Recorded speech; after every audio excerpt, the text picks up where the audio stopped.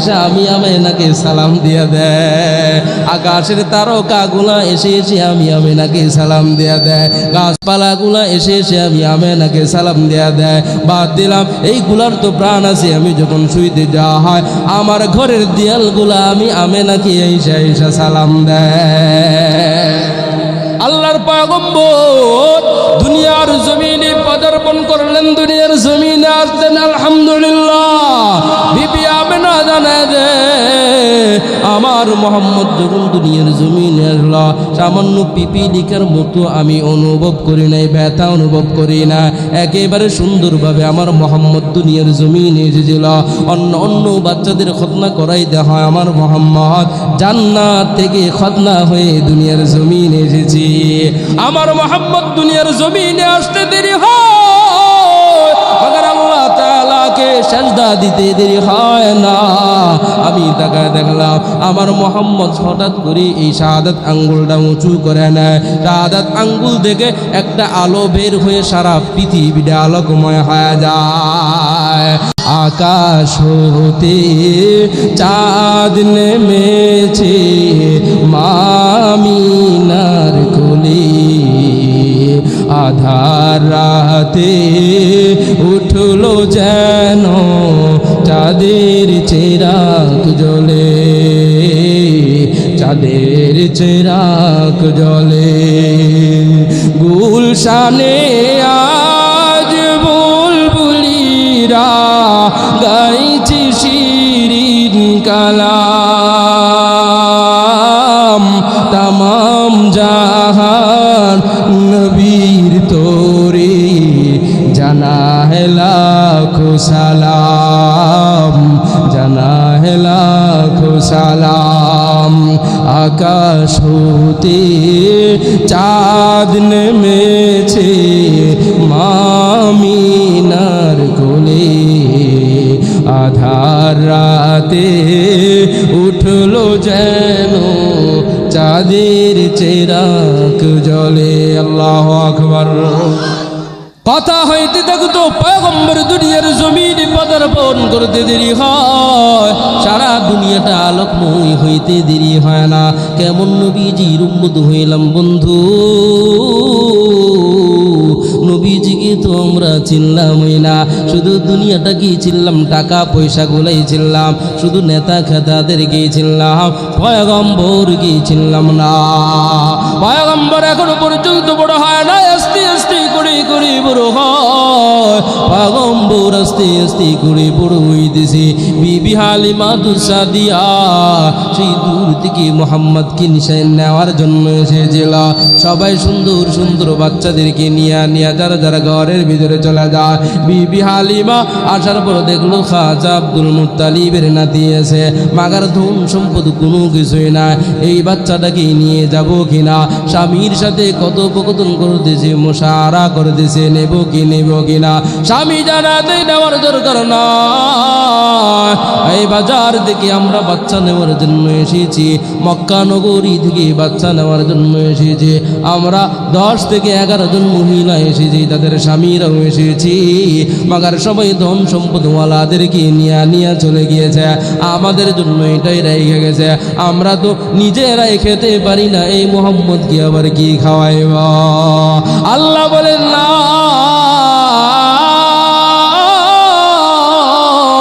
আমার মোহাম্মদকে নিয়ে দেখ, আমার মোহাম্মদ যে কত বরকতপূর্ণ, কত বরকতওয়ালা তুই চিন্তাও করতে পারবি না। হালিমা সাদিয়া জানাতে প্রাণের স্বামী নেই বানানে, খাজা আব্দুল মুত্তালিবের নাম অনেক শুনেছি। এই মক্কা নগরীর ভিতরে বসবাস করে সম্ভ্রান্ত ফ্যামিলির, ওর বাচ্চাটাকে একটা নজর দেখলে তোর কোনো সমস্যা নাই। ভাই যাও যাও দেখে আসো, এত সুন্দর বাচ্চা সিরাতের কিতাবের ভিতরে পাওয়া যায়। বিবি হালিমা সাদিয়া কাপড়টা সরাইতে দেরি হয়, আমার আপনার পয়গম্বর মুহাম্মদ আরবি এত সুন্দর একটা চাহনি দিয়া দেয়, বিবি হালিমা সাদিয়া আনন্দে আত্মহারা হয়ে যায়। আরে এত সুন্দর বাচ্চা জীবনে স্বপ্নেও দেখি নাই, কল্পনাও করতে পারি না। স্বামীকে জানা দে, এরে প্রাণের স্বামী আমার, আমি এই বাচ্চাকে না নিয়ে বাড়ির ভিতরে যাইব না। আওয়াজটা আসতে হইল না? আওয়াজ দিয়ে কোন না সুবহানাল্লাহ, আর আওয়াজ দিয়ে কোন সুবহানাল্লাহ। পয়গম্বরের চেহারাটা দেখার পর উভয়জনে মায়া মোহাম্মদের ভিতরে পড়ে যায়। পয়গম্বরকে নিয়ে বাড়ির দিকে রওনা হয়ে যায়। যেই ঘোড়াটা দিয়ে, যেই গাদাটা দিয়ে মক্কা নগরীর ভিতরে এসেছিল, ওই ঘোড়াটা একেবারে জীর্ণ শীর্ণ হয়ে গিয়েছিল। মুহাম্মদুর রাসূলুল্লাহ যখন ঘোড়ার উপর সাওয়ারি হয়ে যায়, ঘোড়াটা এমন সবল হয়ে যায় যেন আগের চাইতে বিদ্যুতের আকারে চলতেছি, এমন গতি স্পিড। বাকি 10 জন মহিলারা বাচ্চাদেরকে নিয়ে অনেক আগে তাদের দেশের দিকে রওনা হয়ে গিয়েছিল, তায়েফের ময়দানের দিকে রওনা হয়ে গিয়েছিল। একটা সময় দেখা যায় বিবি হালিমা সাদিয়ার ঘোড়াটা তাদেরকে টপকাইয়া বাড়ির ভিতরে চলে যায়। সুবহানাল্লাহ। পয়গম্বর বাড়ির ভিতরে যাইতে দেরি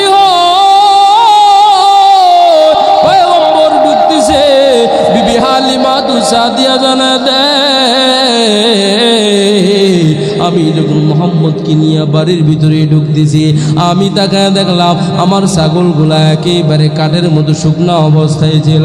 মাগারে যখন মোহাম্মদকে নিয়ে ঢুকলাম, আমার ছাগলগুলা একেবারে মোটা তাজা, একেবারে স্বাবলম্ব হয়ে গেল। এত পরিমাণ দুধ দিতে শুরু করে দেয়। বিবি হালিমা সাদিয়া জানা দে, আমি ঘরের ভিতরে যত পাত্রগুলা ছিল সব পাত্রগুলোর ভিতরে দুধ ভরে ভরে রেখে দিলাম। এমন কোনো পাত্র ছিল না যে এই পাত্রের ভিতরে দুধ ছিল না। এরপরে টাকা দেখলাম ছাগলগুলার ওলানগুলা একেবারে টলমলো করে দিয়েছে। সুবহানাল্লাহ। এমন ভাবে বরকত শুরু হয়ে যায়। তায়েফের মহিলারা জানে দে, রে হালিমা তোমার ছাগলগুলারে কোন জায়গার ভিতরে, কোন পাহাড়ের উপর তুমি ঘাস খাওয়াও, আমাদের গুলাকে ওই জায়গার ভিতরে নিয়ে খাওয়াইব। বিবি হালিমা সাদিয়া জানা দেয়, ওই পাহাড়ের উপরে আমি আমার ছাগলগুলাকে ঘাস খাওয়াই প্রতিনিয়ত, ওই জায়গায় নিয়ে খাওয়াই। মাগার যেই সেই হয়ে যায়, যেই লাউ সেই গদো। আল্লাহ পাক রব্বুল আলামিন জানে দে, এইটা তো পাহাড়ের কারিশমা নয়, এইটা তো আমার মুহাম্মদের কারিশমা। আমার মুহাম্মদের কারিশমা, মুহাম্মদুর রাসূলুল্লাহ আস্তে আস্তে করে বড় হয়। একটু ধৈর্য সহকারে বসেন না, একেবারে শেষ প্রান্তে চলে এসেছি। মুহাম্মদুর রাসূলুল্লাহ আস্তে আস্তে করে বড় হইতেছে, ছোট থেকে বড় হইতেছে।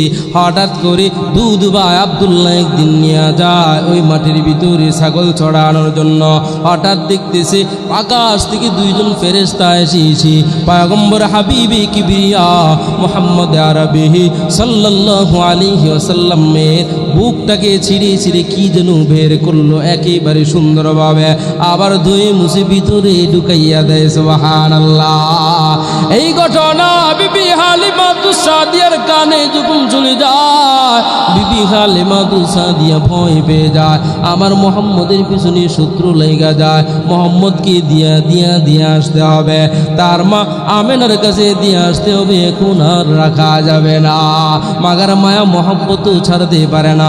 লম্বা চূড়া ঘটনা, ওই দিকে যাব না। মুহাম্মদুর রাসূলুল্লাহর বয়স যখন 6 বছর হয়ে যায়, কয় বছর? 6 বছর হয়ে যায়। আমার আপনার পয়গম্বর আস্তে আস্তে করে বড় হইতেছে। পয়গম্বর খেলাধুলার ভিতরে নিমজ্জিত হইতেন না। বিকালবেলা যখন সন্তানেরা অন্য বাচ্চারা অন্য ছেলে মেয়েরা খেলাধুলা করার জন্য খানির ভিতরে চলে যায়, পয়গম্বর হাবিবে কিবরিয়া মুহাম্মদ আরবি সাল্লাল্লাহু আলাইহি ওয়াসাল্লাম খেলা দেখার জন্য প্রতিনিয়তই যাইতেন। সুবহানাল্লাহ। খেলা দেখার জন্য মাত্র 6 বছর খেলা দেখার জন্য মাঠের ভিতরে প্রতিদিনই যাইতেছি। বিকালবেলা যখন হয়ে যায় তাকায় দেখতেছি সবার বাচ্চাদের বাব্বুরা আসতেছি, সব বাচ্চাদের বাবারা আসতেছি। আয়েশা আয়েশা আব্দুর রহিম আব্দুর রহমান বলে বলে ডাইকা ডাইকা নিয়া গোলের ভিতরে নিয়া বাড়ির দিকে রওনা হয়। পয়গম্বরের এই জিনিসটা খুবই ব্যতীত হয়ে যায়। রে সবার বাচ্চাদের সমস্ত বাচ্চাদের বাবা আসতেছে, আমার বাবা কিন্তু আসে না। আমার বাবা আসতেছে না, এমন করে করে যাইতেছি। দিন যায় হঠাৎ করে একদিন মুহাম্মদুর রাসূলুল্লাহ দিলের ভিতরে এমন কষ্ট লেগে যায়। শিশু নবী মুহাম্মদ আরবি সাল্লাল্লাহু আলাইহি ওয়াসাল্লাম বিকাল বেলার বাড়ির দিকে রওনা হয় না। বিবি আমেনা জানা দেয় আমার মুহাম্মদ প্রতিদিনই তো সময় মতো বাড়ির দিকে রওনা হয়ে যায়। আমার মুহাম্মদ প্রতিদিনই তো বাড়ির দিকে সময় মতো চলে আসে। আজকে একেবারে সন্ধ্যা হয়ে যাইতেছে, মোহাম্মদ তো আসতেছে না। কি ব্যাপার মোহাম্মদ পথে দিয়া যাইতেছে। আবু জাহেল এখনো পর্যন্ত খারাপ হয় না। তখন আবু জাহেলের নাম ছিল আবুল হেকাম। আবুল হেকামকে বিবি আমেনা ডেকে ডেকে জানা দেয়, এরে ভাই যা আপনার ভাতিজা মোহাম্মদ কি দেখেছেন। সেই আবু জাহেলকে জানা দেয়, আরে ভাই যান আমার মোহাম্মদ প্রতিদিনই তো মাঠের ভিতরে খেলাধুলা করার জন্য চলে আসে। আজকে সন্ধ্যা হয়ে যায়, রাত্র হয়ে যাইতেছে, আমার মোহাম্মদ তো আসতেছে না। আমার মোহাম্মদ আমার মোহাম্মদ কি আপনি কি একবার দেখেছেন। আবুল হেকাম জানে দে, এরে আমেনা আমার ভাতিজা মোহাম্মদ কি তুমি মেরেছ। মোহাম্মদুর রাসূলুল্লাহকে আবুল হেকাম বলেন, আর আবু জাহেল বলেন, আবু লাহাব বলেন, উতবা সাইবা বলেন, সবাই এক বাদ পেয়ে একেবারে নিষ্পাপ হিসাবে মনে করত। সুবহানাল্লাহ। সবাই এমন ভালোবাসত শিশু মোহাম্মদকে নিজের সন্তানের চাইতেও বেশি বেশি করে মহব্বত করতো আর ভালোবাসত। আবুল হেকাম জানে দে, না দেখি নাই মোহাম্মদ কই, চলো মোহাম্মদকে একটু খুঁজে দেখি কোন জায়গার ভিতরে আছে। মাঠের ভিতরে ডাকতেছে, মোহাম্মদ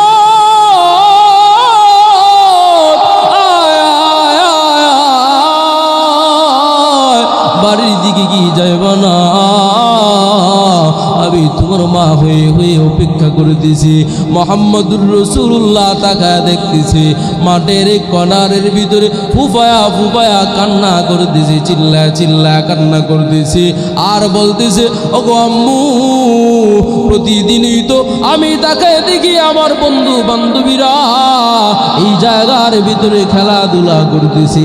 বিকালবেলা যখন সন্ধ্যা একেবারে সামনে চলে আসে, সন্ধ্যার সময় যার পিতাগুলা আইসা আদর করে নিয়ে যায়। আমি তাকায় দেখি কত সন্তানের বাবারা গালের ভিতরে চুমু খায়, কপালের ভিতরে চুমু খায়, টুটির ভিতরে চুমু খায় আর সোনামণি বলে ডাকতেছে। আমি যখন দেখি আমার আর সহ্য হয় না, আমার দিলটার মানে না। ওগো আম্মু আমার আব্বু কই, আমার আব্বু তো আমার আজ পর্যন্ত এই মাঠ থেকে নেওয়ার জন্য আসে না। আমার আব্বু কোথায়, সব বাচ্চাদের আব্বা যারা আসতেছি, আমার বাবা কই, আমার বাবা তো আমাকে নেওয়ার জন্য আসে না। বিবি আমেনা কান্না মাখা চক্ষু দিয়ে জানা, এরে মোহাম্মদ তোমার বাবা অনেক আগেই তুমি দুনিয়ার জমিনে আসার পূর্বে ইন্তেকাল করে চলে গিয়েছি। মক্কা নগর থেকে একটু দূরে মক্কা এবং মদিনার মধ্যবর্তী স্থানের ভিতরে তোমার আব্বুকে দাফন কাফন করে কবর দেওয়া হয়েছে। ওই জায়গার ভিতরে তোমার আব্বুকে আমি এনে দিতে পারবো না। শিশু মুহাম্মদ জানায় দেয়, ওগো আম্মু আমি আমার বাবার কবর জিয়ারত করার জন্য ওই জায়গার ভিতরে যাইব। আল্লাহু আকবার। মুহাম্মদুর রাসূলুল্লাহ বাড়ির দিকে রওনা হয়। বিবি আমেনা বাবা জানকে জানায় দেয়, আব্দুল মুত্তালিবকে জানায় দেয়। আব্দুল মুত্তালিবকে যখন বলতেছে মুহাম্মদ তার বাবার কবরগুলা দেখতে চায়, তার বাবার কবরটা দেখার জন্য যাইতে চায়, আব্দুল মুত্তালিব জানায় দেয়, না না সেখানে যাওয়া যাবে না, আমারও সময় নাই, কেউ তোমাকে নিয়ে যাইতেও পারবে না, ওই দূর এলাকার ভিতরে যাওয়ার জন্য প্রস্তুত হয় না, ওখানে হিংস্র বাঘ প্রাণীরা বসবাস করতেছে, মানুষ নাই, কোনো একটা মানুষও নাই, এমন কোনো বাড়িও নেই যে জায়গার ভিতরে আশ্রয় নিয়ে যাইবা।